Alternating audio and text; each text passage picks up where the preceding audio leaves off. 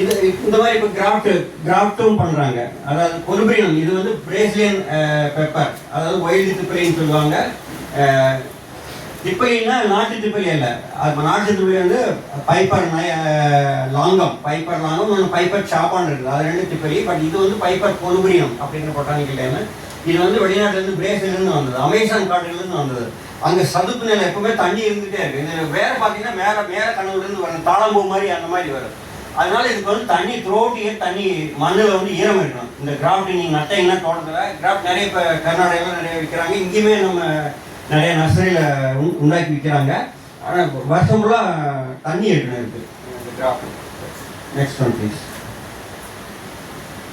இன்னொன்று வந்து டாப் சூட்டு, அதாவது நார்மல் கட்டிங் இல்லாமல் ஏற்கனவே விளையக்கூடிய கொடியிலிருந்து மேலே இருக்கக்கூடிய 5 கணம் ஏற்கனவே இங்கே பிரான்ச் எல்லாம் வந்திருக்கும்.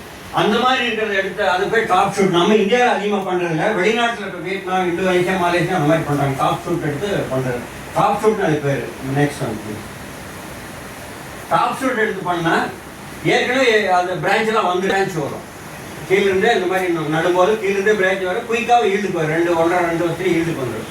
நார்மல் கட்டிங் நட்டிங்கன்னா இந்த மாதிரி இடையில ஒரு 1-1.5 மீட்டர் கேப் இருக்கும். நார்மல் கட்டிங் நான் சொன்னேன் முன்னாடி, இந்த மாதிரி கேப் இருக்கும். இது வந்து இந்த ஸ்பேஸ் யூட்டிலைஸ் பண்ண முடியாது. இது ஈல்டுக்கு வர்றது 3 வருஷம் ஆகும். நீங்கள் நட்டிங்கன்னா நட்டதுலேருந்து 3 வருஷம் ஆகும் காய்க்கு வர்றதுக்கு. இது கொஞ்சம் முன்னாடியே வந்துடும். கீழிருந்து அதான் அந்த டிஃப்ரென்ஸ். டாப் ஷூட்லேருந்து எடுக்கக்கூடிய நாற்றுக்கும் நார்மல் கட்டிக்கு உள்ள வித்தியாசம். Next one please. இதான் இந்த பட்டு வேறு சொல்கிறீங்க. ஒவ்வொரு நோடுலையும் வந்து இந்த மாதிரி இது வரும். நான் அந்த செங்கல் ஒன்று காமிச்சேன் இல்லையா, செங்கல் பெப்பரேட்டட் பிரிக்கு.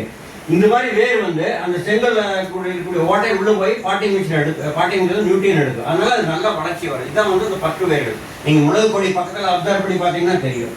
அந்த இதான் வந்து அந்த மரத்தை அப்படியே பிடிச்சி அப்படியே மேலே போகிறது. Next one. அது அந்த பட்டு வேர் வந்து நல்லா பிடிக்காட்டி காற்றடிச்சுன்னா விழுந்துடும். காற்றடிச்சுன்னா நோடு எடுங்க.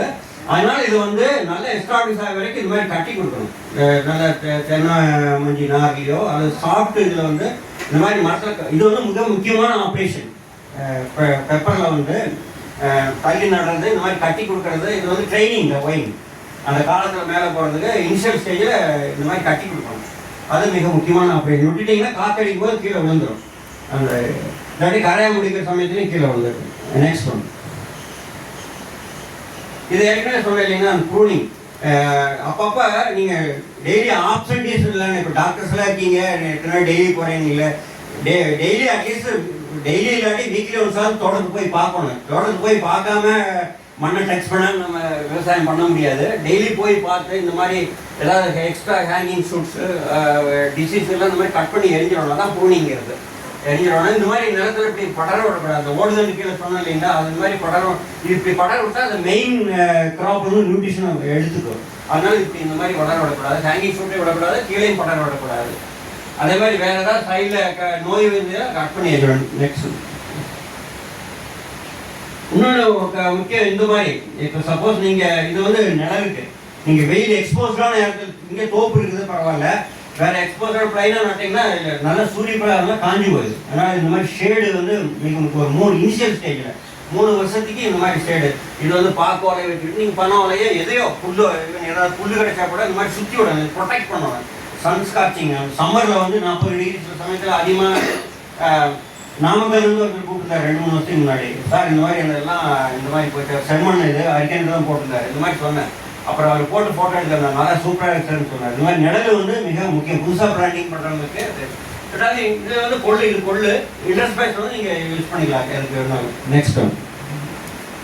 இது ஏற்கனவே சொன்னேன் கவர் கிராப் போடுறது. அதனால் வந்து நிறைய நன்மை உங்களுக்குலாம் தெரியும். மேலே ஏற்கனவே எக்ஸ்பிளைன் பண்ணாங்க. Cover crop nutrition addition, soil erosion cut பண்ணுறது, மழைநீர் வெளியே போகாமல் அப்படியே எல்லாம் உள்ளே போடுறது. So growing inter cover crop is very very important. நீங்கள் வந்து இது வந்து பியூராக போட்டிருந்தீங்கன்னா இது வந்து பியூர் பேப்பர் மோனோகிராஃபிங் சிஸ்டம். இவன் தென்வரத்துலேயும் நீங்கள் வேறு இது வந்து தோட்டப்பயிர் ரப்பரில் போடுறது, ரப்பருக்கு மாற்று கூட போடுறது. அதெல்லாம் நீங்கள் நரிப்பயிர், கொள்ளு, வேறு ஏதாவது தட்டப்பயிர் அந்த மாதிரி கூட போட்டுக்கலாம். Next one please.